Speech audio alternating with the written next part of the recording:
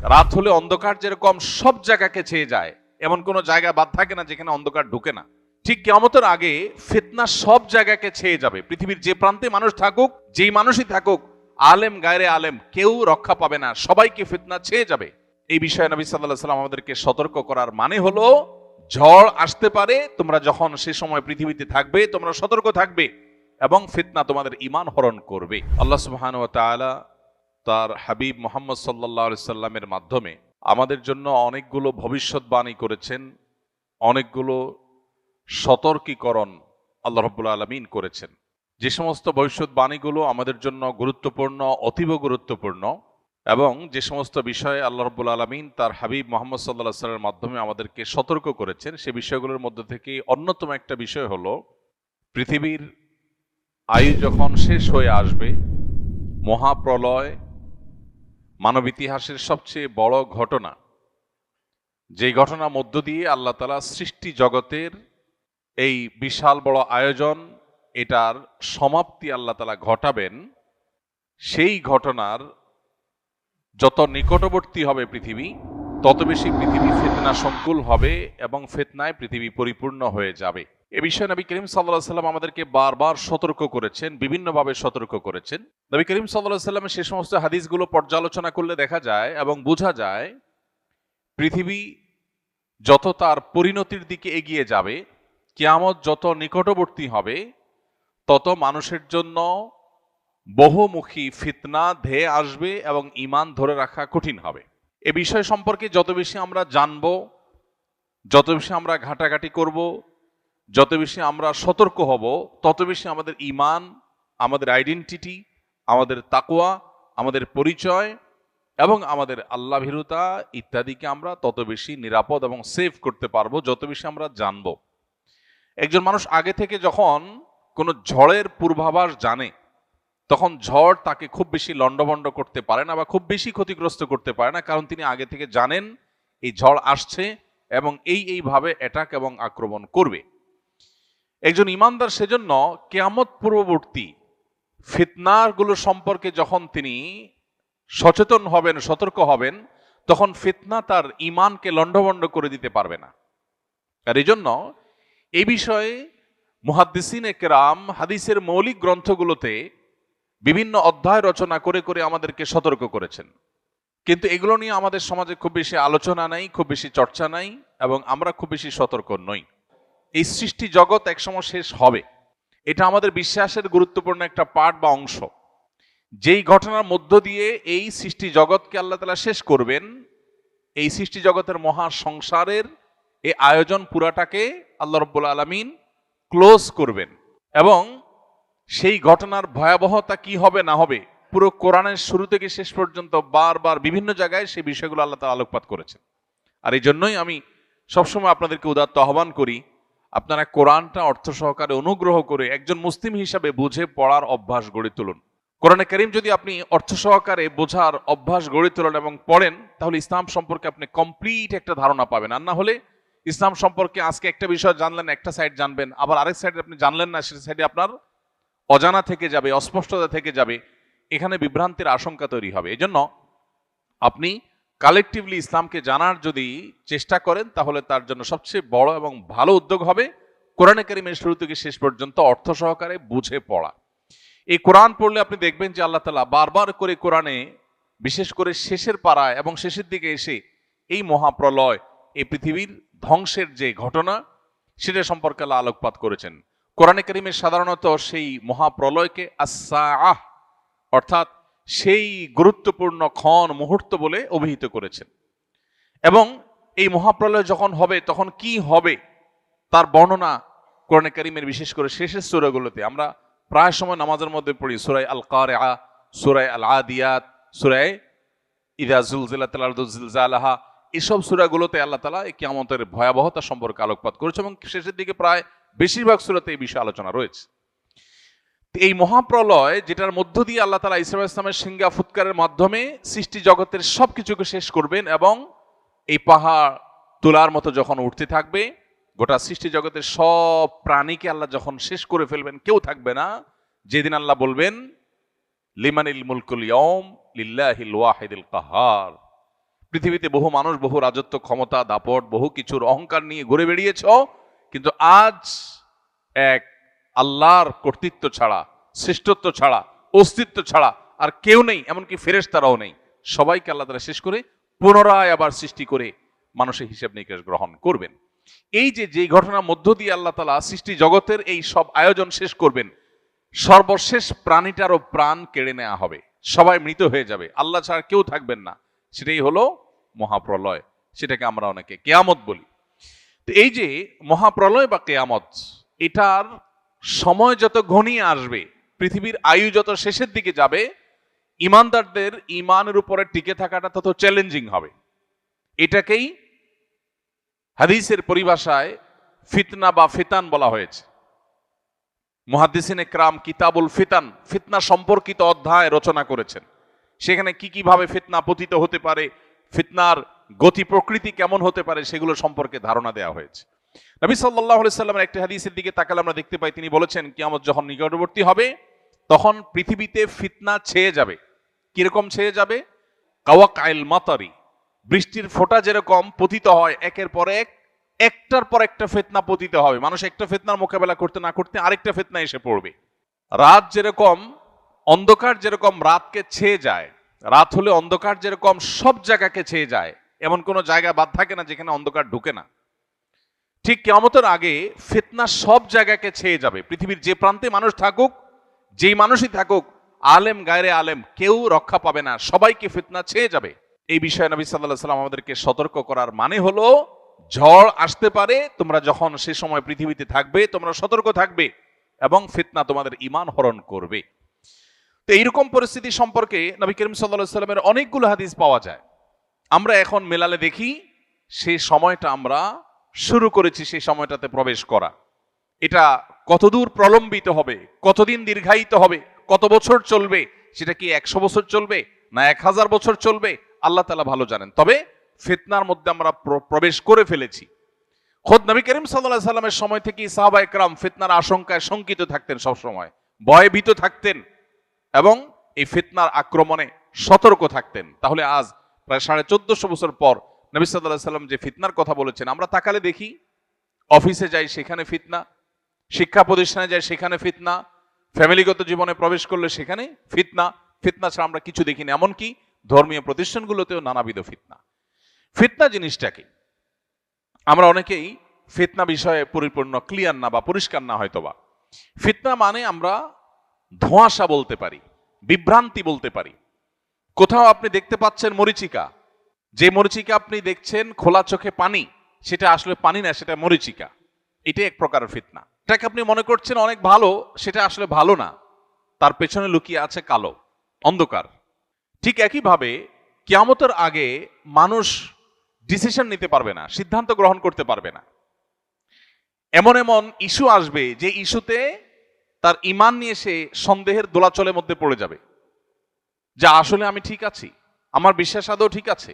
এমন এমন ক্রাইসিস আসবে, কখনো হয়তো উন্নয়নের নামে, উন্নতির নামে, গবেষণার নামে, জীবনমানকে উন্নত করার নামে, সায়েন্স এবং টেকনোলজির নামে, নানা নামে পৃথিবীতে এমন এমন পরিবেশ তৈরি হবে যে মানুষ রীতিমতো তার বিশ্বাস, তার ঈমান নিয়ে সংশয়ের মধ্যে পড়ে যাবে।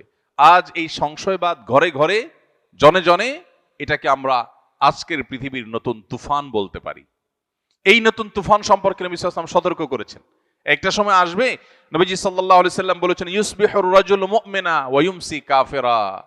মানুষ সকালবেলা ঈমানদার হয়ে সকাল করবে, দিন শুরু করবে, সন্ধ্যায় সে বেঈমান হয়ে যাবে। কারণ হয়তো সন্ধ্যায় ঈমান থাকবে কিন্তু সকালে ঘুম থেকে উঠে সে বেঈমান হয়ে যাবে। ঈমানটা এত ঠুনকো হবে, এত দুর্বল হবে, কচু পাতার পানির মতো এতটা নড়বড়ে হবে যে তার আইডেন্টিটি মুহূর্তের ভিতর পরিবর্তন হবে। এমন এমন চমক আসবে। এখন পৃথিবীটা হলো চমকের পৃথিবী, একের পর এক চমক।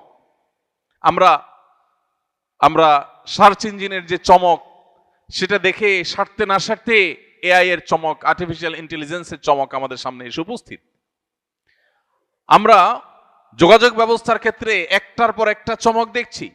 মানুষকে আল্লাহ তাআলা এমন এমন সক্ষমতা দিচ্ছেন, মানুষের ব্রেইনে এমন এমন ইস্যু আল্লাহ তাআলা দিচ্ছেন, এমন এমন আইডিয়া আল্লাহ তাআলা মানুষের মধ্যে দিচ্ছেন যেই জিনিসগুলো অনেক ক্ষেত্রে আমাদেরকে রীতিমতো সন্দেহের মধ্যে ফেলে দেয় যে আসলে মানুষ এবং মানুষের সৃষ্টিকর্তা আল্লাহ রাব্বুল আলামিন এবং সৃষ্টি জগৎ, এই দুইয়ের মধ্যে পার্থক্য করা আমাদের জন্য কঠিন হয়ে যায়।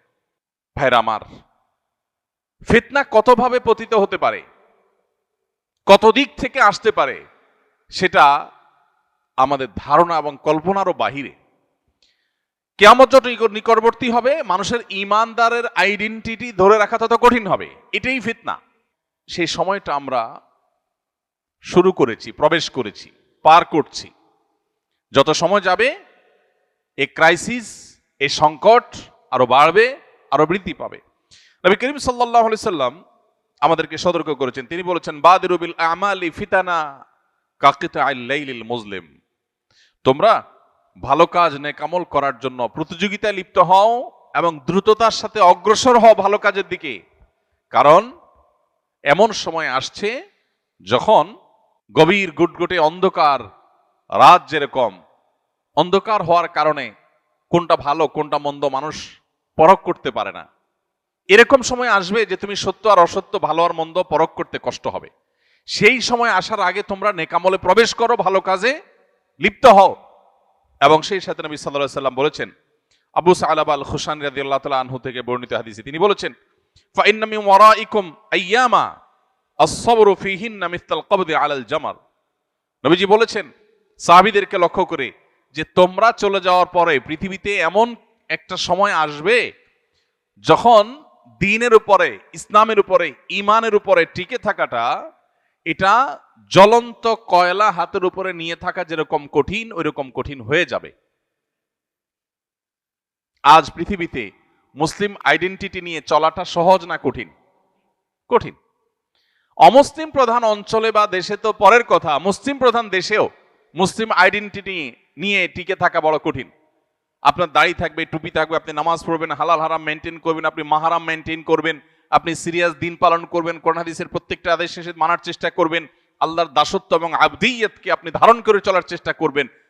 সমাজই আপনাকে আলাদা চোখে দেখবে, বলবে যে এটা বেকার হয়ে গেছে, এই লোকের মাথা কেউ নষ্ট করছে। আপনি জাতে উঠতে পারবেন না। জাতে ওঠার জন্য আপনাকে অনেক অপকর্ম, অনেক গুনাহের কাজ, অনেক পাপের কাজ, কোরআন হাদিসের বাইরে আপনাকে যেতে হবে। এই যে একটা প্রবণতা, এটা আমাদের সেই সময়ের কথা স্মরণ করিয়ে দেয় যে এই সময়ের কথা নবীজি বলেছেন যে এমন একটা সময় আসবে যে ঈমানের উপরে টিকে থাকাটা জ্বলন্ত কয়লা হাতে রাখার মতো কঠিন হবে। ভাইরা আমার, এখন আপনার সন্তানটা নামাজ কালাম পড়ে, দিনদার, সে হারামে যায় না। সমাজের বেশিরভাগ মানুষ পাপাচারে লিপ্ত, নামে মুসলমান, দিন থেকে সরে গেছে। ওই যে ফিতনার কারণে তারা দিন থেকে সরে গেছে। এই মানুষগুলোর কাছে আপনি বরং ভিন্ন গ্রহের কোনো বাসিন্দা। আপনি বরং সমাজ বুঝেন না, সামাজিকতা বুঝেন না, আপনি বরং অসামাজিক, আপনি বরং সেকেলে, আপনি পুরাতন, আপনি আধুনিক না, আপনি পিছিয়ে পড়া, আপনি সমাজের বোঝা, আপনি স্মার্ট না। হাজারটা ট্যাগ আপনাকে দেয়া হবে। ভাইরা আমার, এই কথা নবী সাল্লাল্লাহু আলাইহি সাল্লাম বলেছেন যে একটা সময় আসবে যখন ঈমান এর উপরে অটল থাকা, অবিচল থাকাটা হাতের উপরে জ্বলন্ত কয়লা ধরে রাখার মতো কঠিন হবে। নবীজি বলেছেন, লিল আমিলি ফিহিন্না মিসলা আজরি 50 রাজুলা ইয়ামালুনা মিসলা আমালিকুম। নবীজি বলেছেন ওই রকম কঠিন সময়ে যখন ইসলামের উপরে টিকে থাকা কঠিন হবে। আপনি দেখুন সারা পৃথিবীতে, আপনি মুসলিম হন, ভালো মুসলিম হন, তাহলে সব বাধা। আপনি ইসলাম ছেড়ে দিলে আর বাধা নেই। ফিলিস্তিনের মানুষ তারা যদি মুসলমান না হয়ে অন্য কোন আইডেন্টিটি তাদের হতো, তাদের এত কষ্ট করতে হতো না। কাশ্মীরের মানুষগুলো যদি মুসলমান না হয়ে, ইসলাম না হয়ে অন্য কিছুকে ধারণ করতো, তাহলে জুলুম তাদেরকে সহ্য করতে হতো না। গত দীর্ঘ বহু বছর ধরে আমাদের দেশে জঙ্গিবাদের নামে, রাজাকারের নামে, বিভিন্ন নামে ধর্মীয় লেবাসধারীদেরকে যে কোণঠাসা করা হয়েছে, এরা যদি এই ধর্মীয় লেবাস, ধর্মীয় আইডেন্টিটি, ধর্মীয় মূল্যবোধকে ধারণকারী না হতেন, তাহলে এত বাধার মুখোমুখি তারা হতে হতো না। এই যে পরিস্থিতি, নবী সাল্লাল্লাহু আলাইহি সাল্লাম বলেছেন এরকম কঠিন পরিস্থিতিতে যারা সব যায় যাক, আমার জাতে ওঠা লাগবে না, আমার সামাজিকতা গোল্লায় যাক, আমার গোটা দুনিয়ার মানুষের যে স্রোত এবং ফ্লো তার বিপরীতে যে হলেও আমি আমার ঈমানকে, আমার তাকওয়াকে অটল করার চেষ্টা করব, ধরে রাখার চেষ্টা করব। এই প্রতিজ্ঞা যদি কেউ করে এবং সে টিকে থাকতে পারে, নবীজি বলেছেন সেই লোক একজন আমল করে যে সওয়াব পাবে, সাহাবীদেরকে বলেছেন তোমরা 50 জন আমল করলে যে পরিমাণ সওয়াব পায়, সে একজন সে সওয়াব পাবে। 50 জনের আমলের সওয়াব একজন পাবে। নামাজ পড়বে এক ওয়াক্ত, সওয়াব পাবে 50 ওয়াক্তের, 50 জনেরটা। সাহাবা ইকরাম অবাক হয়ে জিজ্ঞাসা করলেন, হে আল্লাহর রাসূল, আপনি যে 50 জনের কথা বলছেন, ইয়া রাসূলুল্লাহ মিথলু আজরিনা 50 মিন্না আও মিনহুম, যে 50 জনের কথা বলছেন এটা কি আমাদের মতো সাহাবীদের মতো 50 জন নাকি তাদের 50 জন? কারণ সে আমলের 50 জনের কোয়ালিটি তো আর এই আমলের 50 জনের কোয়ালিটি এক না। তো সাহাবীরা জিজ্ঞাসা করছেন, ওই ফিতনার সময় যখন বাধার একের পর এক পাহাড় এবং প্রাচীর দেয়াল উঠবে, তখনও যদি কেউ ঈমানের উপরে টিকে থাকতে পারে, তাদের একজন আমল করলে 50 জনের যে সওয়াব দেওয়া হবে, সেই 50 জন কি সাহাবীদের 50 জন নাকি তাদের সময়ের 50 জন? নবীজি সাল্লাল্লাহু আলাইহি সাল্লাম বলেছেন, ক্বালা বাল আজরু 50 মিনকুম, তাদের সময় না, তোমরা যারা সাহাবী তোমাদের মধ্যে 50 জনের সওয়াব তাকে দেওয়া হবে। ভাইরা আমার, এইজন্য যেখানে ঈমান এবং আমলের উপর টিকে থাকা খুব বেশি চ্যালেঞ্জিং মনে হবে, বুঝতে হবে ফিতনা উপস্থিত হয়ে গেছে। এখন আমার তাকওয়া, আমার ফিতনার সময় যে রোল প্লে করার কথা হাদিস আমাকে উৎসাহিত করেছে, সেটি আমার করার কথা। এই জন্যই স্যাক্রিফাইস, এই জন্যই ত্যাগ করতে হয়। সমাজের সবাই বলবে না এত হিসাব নিকাশ করে চলা যায় নাকি? আমি বলবো হ্যাঁ, চলা যা না গেলে অচল হয়ে যাব, কিন্তু আমি ছাড়বো না, আমি ঈমানকে ধারণ করে রাখবো। আল্লাহ তাআলা ফিতনার সময় আমাদেরকে এভাবে ঈমানকে, আমাদের আইডেন্টিটিকে, আমাদের তাকওয়াকে সেভ করার তৌফিক দান করুন। চতুর্দিকে তাকালে দেখব যে সামাজিকতার হাতছানি, আরে সমাজের সাথে তাল মিলাইতে হয়, প্রত্যেকটা লোকের মধ্যে দেখবেন এই প্রবণতা। ঈমানদার কখনো পরিপূর্ণ তথাকথিত সামাজিক হবে না। বহু কাজে ঈমানদার বলবে না সমাজ কি বলে দেখার দরকার না, আমার ঈমান আমল কি বলে আমি সেটা দেখবো, তাতে যদি গোটা সমাজের বিরুদ্ধে যেতে হয় যাব। এটাই হলো ঈমানের দাবি, এটা হলো তাকওয়ার দাবি, এটাই হলো অটল এবং অবিচল থাকার কথা।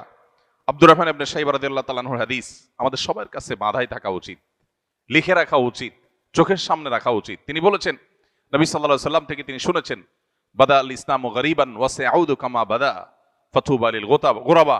নবীজি বলেছেন, ইসলাম পৃথিবীতে এসেছে যখন, তখন সূচনার সময়ে, শুরুর সময় ইসলাম ছিল বেদুইন, মুসাফির, পথিকের মতো, অচেনা অজানা, যাকে কেউ যাচে না পুছে না, যাকে কেউ আপন করে নিতে চায় না। একজন মুসাফির, পথিক, অচেনা, তিনি কোনো এলাকায় গেলে, কোনো মহল্লায় গেলে, কোনো মসজিদে গেলে কেউই তাকে আপন করে নিতে চায় না, কেউ বাসায় তুলতে চায় না, কেউ ঘরে নিতে চায় না, কারণ চিনি না, জানি না। সবাই তার থেকে নিজেকে দূরে রাখার চেষ্টা করে বা তার কাছে খুব বেশি ভেড়ে না, কেউ যাচ্ছে না, কেউ পৌঁছে না তাকে। নবীজি বলেছেন, ইসলাম যখন শুরুতে এসেছে পৃথিবীতে, তখন এইরকম একটা অবস্থায় ছিল, কিন্তু একটা সময় ইসলামের শৌর্যবীর্য, ইসলামের প্রভাব প্রতিপত্তি, ইসলামের সাম্রাজ্য, ইসলামের জয়যাত্রা, ইসলামের প্রচার প্রসার এমন বেশি হবে যে গোটা পৃথিবীতে ইসলামের প্রভাব থাকবে। কিন্তু আবার পৃথিবীতে ইসলাম আগের জায়গায় ফেরত যাবে, অর্থাৎ আবার এমন একটা সময় আসবে কিয়ামতের আগে যে পৃথিবীতে ইসলামকে কেউ ধারণ করতে চাইবে না, ইসলামের পরিচয়ে কেউ পরিচিত হতে চাইবে না। ইউনিভার্সিটিগুলোতে আমাদের তরুণদের মধ্যে সালাম দেওয়া নিয়ে হীনমন্যতা হয়, সালাম দিতে চায় না, কারণ সালাম দিলে সে হুজুর হয়ে যাবে। এখানে কেউ সালাম দেয় না, এখানে হাই বলে, হ্যালো বলে, এখানে সালাম দেয় না। ঠিক একইভাবে কর্পোরেট দুনিয়াতে, সেখানে যারা বসবাস করছেন, ব্যক্তিগত জীবনে ইসলাম যতই প্র্যাকটিস করুক, ওখানে উনি সালাম দেন না, কারণ এখানে সালাম দেওয়া না প্রচলন নাই। এরকম আরো বহু বিষয়ের প্রচলন নাই। তো এইরকম সময়গুলোতে নবী সাল্লাল্লাহু আলাইহি সাল্লাম বলেছেন, যখন পৃথিবী তার শেষ পরিণতির দিকে আসবে, ইসলাম আবারও ওই প্রথম যুগে যেরকম ইসলাম কেউ ধারণ করতে চাইতো না, মক্কাতে যখন ইসলাম শুরু হয়েছে, ইসলামের পরিচয় পরিচিত হওয়াটা রিস্কি ছিল। এই পরিচয় পরিচিত হলে তারপরে জুলুম নেমে আসতো, কেউ ওয়েলকাম করতো না, গরিব ছিল, অসহায় ছিল ইসলাম। নবীজি বলেছেন, কিয়ামতের আগে আবার এরকম একটা সময় আসবে যখন ইসলাম এরকম অসহায় হবে, কেউ ইসলামকে ধারণ করতে চাইবে না, সবাই জাতে উঠতে চাইবে। নবীজি বলেছেন, ফাতুবা লিল গুরাবা। এই যে শুরু এবং শেষ ইসলামের, মাঝখানে জয়যাত্রা, শুরুতে কঠিন সময় ছিল মক্কাতে, আবার কঠিন সময় আসবে পৃথিবীতে, এই দুই সময়ে যারা ইসলামকে ধারণ করে থাকবে, ওই অসহায় ইসলামকেই ধারণ করবে, সে জাতি উঠতে চাইবে না, সে সামাজিক তথাকথিত সামাজিক হতে চাইবে না, সে সমাজের মানুষের দৌড়ে টিকে থাকতে চাইবে না, সে ইসলামের দৌড়টাকে টিকে রাখার চেষ্টা করবে। এই মানুষগুলোকে নবীজি বলেছেন এরা হলো ইসলামের সে অসহায় সময়ের সঙ্গী। এই মানুষগুলো সম্পর্কে নবীজি বলেছেন ফাতুবা, তারা যেন সুসংবাদ গ্রহণ করে, এদের জন্যই হলো আখিরাতের শেষ হাসি। ভাইরা আমার, তখন নবীজিকে জিজ্ঞাসা করা হলো মানিল গোরাবা ইয়া রাসূলুল্লাহ, হে আল্লাহর রাসূল, ইসলামের কঠিন সময়ে যারা ইসলামকে ধারণ করবে, আপনি যাদেরকে গরীব বলে আখ্যায়িত করেছেন, এখানে অর্থকরী না থাকলে যে গরীব হয় সেটা উদ্দেশ্য নয়, বরং দুঃসময়ের কাণ্ডারি, যাচ্ছে না পচে না সেরকম পথিকের মতো ইসলামকে ধারণকারী বলতে হে রাসূল আপনি কাকে বুঝিয়েছেন? নবীজি তখন বলেছেন আল্লাযীনা ইউসলিহুনা ইযা আফসাদান নাস, মানুষ যখন ফিতনায় পতিত হয়ে যাবে, সমাজ যখন নষ্ট হয়ে যাবে, তখন যারা মানুষের সংশোধনে কাজ করবে, নিজেরা কোরআন হাদিসের পথে থাকবে আর সমাজকে সংশোধনের পথে আহ্বান করবে, এই মানুষগুলো হলো সেই মানুষ যাদের জন্য নবী সাল্লাল্লাহু আলাইহি ওয়াসাল্লাম সুসংবাদ দিয়েছেন। ভাইরা আমার, সেরকম কঠিন সময় আমরা পার করছি। আমাদের দরকার এখন ঈমানকে আঁকড়ে ধরা, আমাদের দরকার এখন মুসলিম আইডেন্টিটিকে আঁকড়ে ধরা। আমরা দেখব চতুর্দিকে আমাদের সন্তানদের, আমাদের পরিবারে, আমাদের আশেপাশে, আমাদের সমাজে, সোসাইটিতে, পরিবেশ সব দিকে আমরা দেখব যে সবাই জাতে ওঠার চেষ্টা করছে। কেউ তার অরিজিনকে ধরে রাখার, মৌলিকত্বকে ধরে রাখার, তার শেকড়কে সন্ধান করবার চেষ্টা করছে না। এটা নবী সাল্লাল্লাহু আলাইহি সাল্লাম বহু আগে ভবিষ্যদ্বাণী করেছেন যে এরকম সিচুয়েশন আসবে, সিচুয়েশন আরো জটিল হবে। তো সিচুয়েশন যখন জটিল হয় তখন মানুষের প্রচেষ্টা আরো শক্ত হয়। আপনি সাধারণ পুকুরে যখন সাঁতার কাটেন তখন আপনার যে অ্যাপ্রোচ থাকে, আপনি সমুদ্রের উত্তাল তরঙ্গের বিপরীতে যখন সাঁতার কাটেন তখন অ্যাপ্রোচ একরকম থাকে না। আপনি যখন রাস্তায় স্বাভাবিকভাবে চলাফেরা করেন তখন আপনার সেই সতর্কতা থাকে না, যখন আপনি প্রচন্ড ঝড়ের পরিবেশে আপনি চলাফেরা করেন তখন আপনার পোশাক আশাক উড়ে যায় কিনা, সেগুলোর পরে যতটা আপনি সতর্ক হন। ঠিক একইভাবে ফিতনা সংকুল সময়ে ঈমান যেন টিকে থাকে, ঈমান যেন হারিয়ে না যায়, কুফরি এবং ফিতনার ঝড় যেন ঈমানকে লণ্ডভণ্ড করে দিতে না পারে, সেজন্য একজন ঈমানদার তিনি তার সব শক্তি দিয়ে তার ঈমানকে টিকিয়ে রাখার চেষ্টা করবেন। আল্লাহ রাব্বুল আলামিন আখিরি জামানার কিয়ামত পূর্ববর্তী ফিতনা সংকুল সময়ে আকাশ থেকে বৃষ্টির মতো অনবরত ফিতনা যখন পতিত হতে থাকে, যখন অন্ধকার ছেয়ে যায়, ভালো মন্দ নিরূপণ করতে পারি না, সংশয়বাদ যখন আমাদেরকে গ্রাস করে ঘিরে ধরে, এরকম সময় আল্লাহ তাআলা আমাদেরকে ঈমানের এই পরিচয়কে ধারণ করে থাকার তৌফিক দান করুন। ভাইরা আমার, আমরা চতুর্দিকে দেখি নানাবিধ ফিতনা, ফিতনার তালিকা, ফিতনার নজির, ফিতনার দৃষ্টান্তগুলো যদি আমরা আলোচনা করতে চাই সেটা অনেক লম্বা, অনেক দীর্ঘ। এর মধ্যে থেকে একটা উদাহরণ হলো আজকের পৃথিবী উন্নয়নের নামে আমাদের এমন জীবনধারা বা এমন লাইফস্টাইল আমাদেরকে উপহার দিয়েছে যেখানে মানুষ প্রচুর পরিমাণ সম্পদ কামাই করা এবং খুব বেশি সুখ স্বাচ্ছন্দ্য আর ভোগ বিলাসের মধ্যে থাকা, এটা জীবনের অন্যতম লক্ষ্যে পরিণত হয়েছে। এখন এই পাইপলাইনে যখন মানুষ একবার প্রবেশ করে তখন এটার কোনো শেষ থাকে না। টাকা পয়সা কামাই করা, সমাজের স্রোতের তালে চলা, সামাজিকতা মেনটেন করে চলা এবং অন্য 10 জনের মতো হয়ে চলার চেষ্টা করা, এগুলো মানুষকে তার দ্বীন, তার ঈমান, তার আখিরাত এই চর্চা থেকে আস্তে আস্তে তার অজান্তে দূরে সরায় দেয়। এই জন্য নবী করিম সাল্লাল্লাহু আলাইহি সাল্লামকে আল্লাহ তাআলা সতর্ক করেছেন, আমাদেরকে আল্লাহ সতর্ক করেছেন। কোরআনে কারিমে আল্লাহ বলেছেন ইন্নামা আমওয়ালুকুম ওয়া আওলাদুকুম ফিতনা, তোমাদের সম্পদ এবং সন্তান এগুলো এক প্রকারের ফিতনা, অর্থাৎ এগুলো তোমাদেরকে ধোঁয়াশার মধ্যে ফেলে দেয়। ঈমান নাকি টাকা পয়সা, ঈমান নাকি সামাজিক স্ট্যাটাস, ঈমান নাকি সন্তান সন্ততির তথাকথিত ক্যারিয়ার। অনেক সময় আখিরাত ডুবাই দিয়ে সন্তান সন্ততির ক্যারিয়ারকে আমরা উপরে তোলার চেষ্টা করি।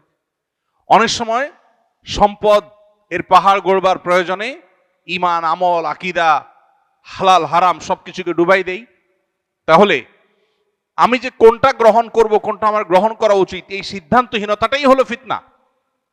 নবীজি বলেছেন সন্তান সন্ততি সম্পদ এগুলো তোমাদেরকে ধোঁয়াশায় ফেলে দিবে, বিভ্রান্তিতে ফেলে দিবে, তুমি কোন দিকে যাবে, এবং বিভ্রান্ত হয়ে দেখা যায় ভুল পথে গিয়েছ, আখিরাত বরবাদ করে ফেলেছ। এর বাইরে আজ ভালো এবং মন্দের যে মাপকাঠি, এই মাপকাঠিগুলো পরিবর্তন হয়ে যাচ্ছে।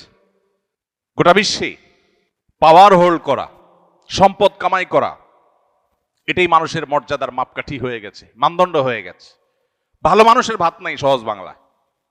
ভাত আছে কার? যার পাওয়ার আছে, যার টাকা পয়সা আছে। যত নিকটবর্তী হবে পৃথিবী, তত সেদিকে মানুষ চলে যাবে। সমাজে এইরকম পরিবেশে পরিস্থিতি মানুষ চিন্তা করবে ভালো মানুষই পরে, আগে টাকা পয়সা কামাই করি, আগে পাওয়ার গেইন করি। কারণ পাওয়ার গেইন করলে, টাকা পয়সা কামাই করলে সমাজে সবাই বাহাবা দিবে। এখন এই সময়টাতে সমাজে আমি লাইমলাইটে আসাটা গুরুত্বপূর্ণ না আমার মুসলিম আইডেন্টিটিকে ধরে রাখা গুরুত্বপূর্ণ? এটা হলো ফিতনা। বেশিরভাগ মানুষ জোয়ারে গা ভাসায়, না এ যুগে টাকা পয়সা না হলে চলে নাকি, এ যুগে ভালো চেয়ারে না গেলে চলে নাকি। কিন্তু যে ইমানদার, ওই যে 50 গুণ সাহাবীদের সমান 50 জনের সওয়াব পাবে, সেই লোক সমাজের এই গড্ডালিকায় স্রোতে গা ভাসায় না, সে বিপরীতে চলে। সে বলে না আমার সামাজিকতার দরকার নেই, সবাই হ্যাঁ চোখে দেখুক, কিন্তু আমি সততা, আদর্শ, নীতি এটাতে আমি ছাড় দিব না, তাতে আমার পরিবারের লোকদের কাছে আমি খারাপ হতে পারি। স্ত্রী হয়তো বলতে পারে যে এটা অচল, অচল না। হয়তো সন্তানরাও বলবে আমার বাবা, সে আমাদেরকে কিছু দিয়ে যায়নি। হয়তো মা বাপ ভাই বোনও বলবে যে এই ছেলে সমাজের সাথে তাল মেলাতে পারে নাই, সোজা সরল বেকুব।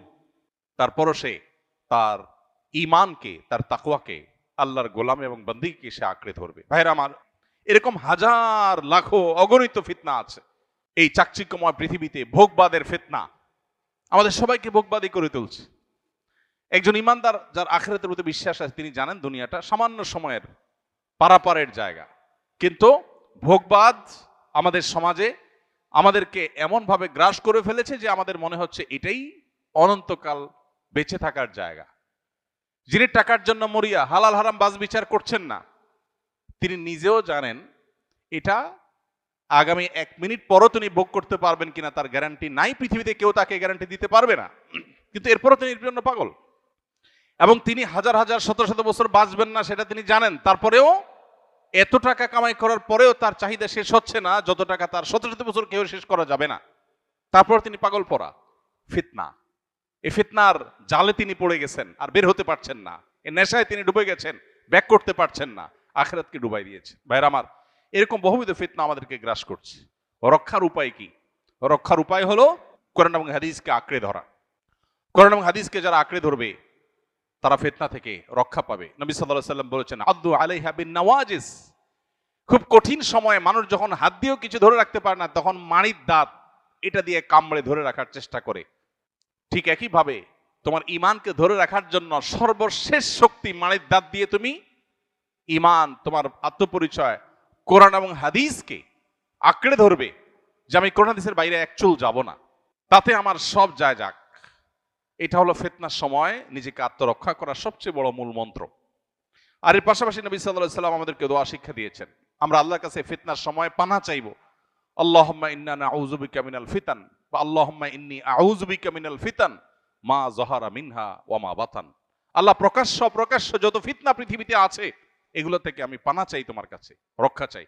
আল্লাহ রাব্বুল আলামিনের কাছে আমরা দোয়া করা, চোখের পানি ফেলা এবং ফিতনার পরিবেশ থেকে বেঁচে তাকওয়ার পরিবেশে নিজেকে নিয়োজিত করা, নিবদ্ধ রাখা, এর জন্য নিরন্তর চেষ্টা করে জীবনের শেষ মুহূর্তগুলো পার করার, শেষ নিঃশ্বাস ত্যাগ করার, ঈমান এবং আমল নিয়ে ফিতনা থেকে নিজেকে বাঁচিয়ে, নিজের ফ্যামিলিকে বাঁচিয়ে, জেনারেশনকে বাঁচিয়ে আল্লাহ তাআলা আমাদেরকে দুনিয়া থেকে যাওয়ার তৌফিক নসিব করুন। আমাদের পরিবারকে, আমাদের নিজেদেরকে, আমাদের সমাজকে ফিতনার এই ভয়াবহ করাল গ্রাস এবং থাবা থেকে বাঁচানোর জন্য নানাবিধ উদ্যোগ আমাদের নিতে হবে। সবকিছুর আগে সতর্ক হতে হবে যে ফিতনা আসছে, ধেয়ে আসছে এবং ছেয়ে যাচ্ছে, এবং এই ফিতনায় বহু মানুষ হারিয়ে যাচ্ছে। এটা হলো স্রোতের পানির মতো, বানের পানির মতো। সমুদ্রের বিশাল বড় স্রোত এসে সবকিছুকে টেনে সমুদ্রের মধ্যে গ্রাস করে নিয়ে যায়। এক এক ফিতনা এসে হাজার হাজার মানুষের ঈমান আমলকে নিয়ে যায়। তরুণদের জন্য হাজার রকমের ফিতনা পৃথিবীতে আছে। এই যে বিটিএস ফ্যান হচ্ছে আমাদের ছেলেমেয়েরা, আমাদের তরুণরা, তাদের তাদের যে আকর্ষণ করবার মতো ক্ষমতা, সম্মোহনী শক্তি, দুর্বল করে ফেলার যে শক্তি, এটার ফলে নিজের অজান্তে আমি তাদের ফ্যান হয়ে যাচ্ছি। কখনো খেলোয়াড়দের ফ্যান হয়ে যাচ্ছি, কখনো তথাকথিত বিভিন্ন তারকাদের ফ্যান হয়ে যাচ্ছি, যে আমি আমার ট্র্যাক থেকে সরে যাচ্ছি, আমি ইসলাম থেকে সরে যাচ্ছি। কখনো ক্রীড়ার নামে, কখনো কৌতুকের নামে, কখনো বিনোদনের নামে, কখনো অন্য কোনো নামে এমন এমন চমক আসছে যে চমকগুলো দেখে আমি হারিয়ে যাচ্ছি। ওই স্রোত খড়কুটোর মতো করে আমাকে ভাষায় নিয়ে যাচ্ছে এবং তার ভিতরে সে গ্রাস করে নিয়ে যাচ্ছে, আমি টেরও পাচ্ছি না। আল্লাহ রাব্বুল আলামিন আখিরি জামানার এই সমস্ত ফিতনা থেকে আমাদেরকে হেফাজতে রাখুন, আমাদের ঈমান আমলকে আল্লাহ তাআলা হেফাজতে রাখুন। ফিতনা সংকুল এই সময় ঈমানকে আল্লাহ তাআলা কঠিন এবং দৃঢ়ভাবে আঁকড়ে ধরে রাখার তৌফিক দান করুন।